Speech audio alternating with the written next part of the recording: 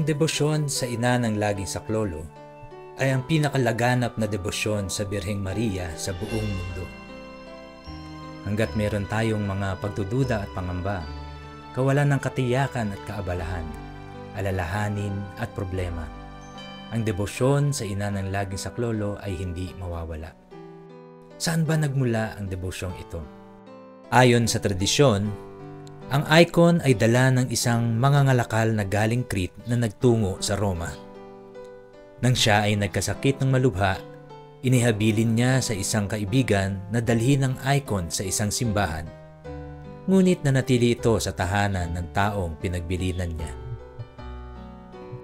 Nagpakita ang Birheng Maria sa batang anak na babae ng kanyang kaibigan at ibinilin na sabihin sa mga magulang na dalhin ang icon sa simbahan ng San Mateo at ang itatawag nila sa kanya ay ina ng laging saklolo.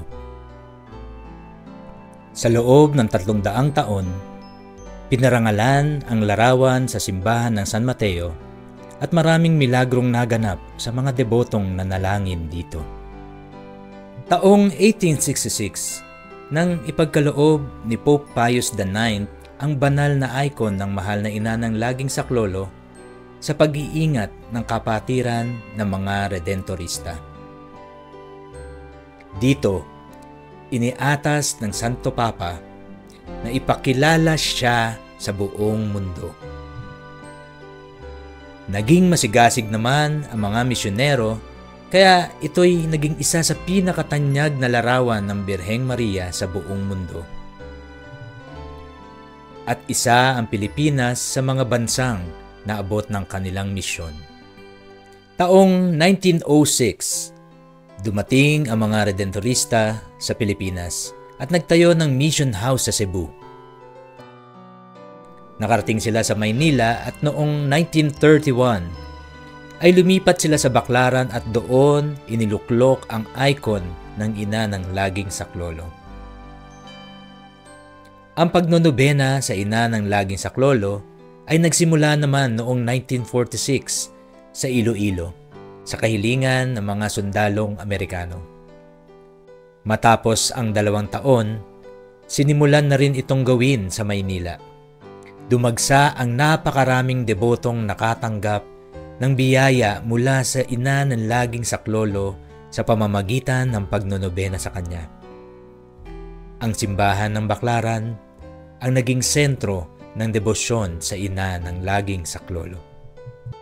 Sa pamamagitan ng grasyang hatid ng mahal na ina ng laging saklolo, ang ating diocese ay biniyayaan ng orihinal na kopya ng icon na nagmula pa sa Roma.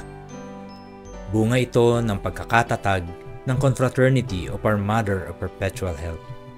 Ito ay kasalukuyang nakaluklok sa simbahan ng parokya ng ina ng laging saklolo sa Santa Rosa.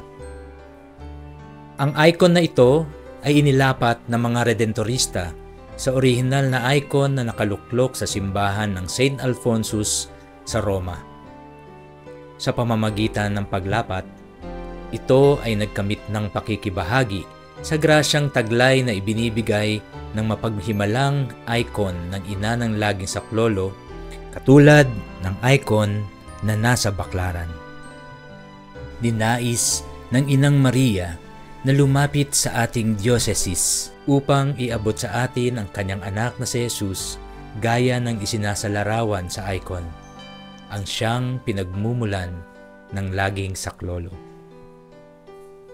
Tugon natin ang pagpapalaganap ng debosyon sa ating diocese. Sa paglapit natin sa icon sa venerasyon, sa bawat paglapat ng ating palad, sa pagtitig na pagdarasal, itinatalaga natin ang ating mga sarili sa kanyang kalinis-linisang puso. Sa pamamagitan ng pagnonobena, buo ang ating pag-asa na makakamit natin ang mga biyayang hinihiling natin sa pamamagitan ng walang sawang pagdamay ng mahal na ina at sa pagtitiwala natin sa mapagkalingang awa ng Diyos. Ngunit ang debosyon ay salat kung walang kalakip na pagmimisyon. Misyon din nating ipakilala ang ina ng laging saklolo sa pamamagitan ng ating mga pamumuhay. Maging daluyan tayo ng pag-asang hatid ng mahal na ina. Maging instrumento tayo ng saklolong hinihiling ng iba. Sa pamamagitan ng debosyon sa ina ng laging saklolo, ipakilala natin siya upang makilala si Jesus.